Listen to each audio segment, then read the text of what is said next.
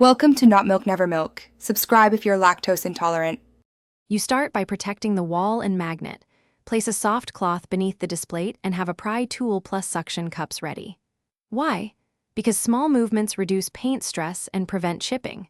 Next, press a suction cup on the metal plate center and apply steady outward force. If suction fails, slip dental floss behind the edge and saw gently.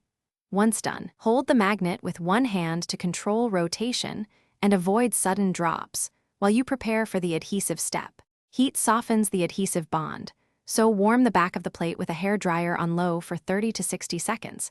Make sure to move the heat source to avoid overheating paint. Then use dental floss or a thin pry tool at a shallow angle and saw back and forth while applying steady outward force. This separates adhesive without ripping paint. Once the adhesive begins to release, continue heating slightly ahead of the seam to keep the glue pliable and the pull smooth. After the plate comes off, remove remaining adhesive with an appropriate remover or 70% isopropyl alcohol. Test a hidden spot first to protect finish. Work small patches with a soft cloth and gentle coaxing until residue lifts. If tiny paint chips appear, press the flaking paint back, let dry, and use touch-up paint. If removal stalls, reheat the area and repeat the floss technique. Don't force a metal scraper. That's why you used heat. Thanks for watching. If this was helpful, leave a like and consider subscribing. See you next time.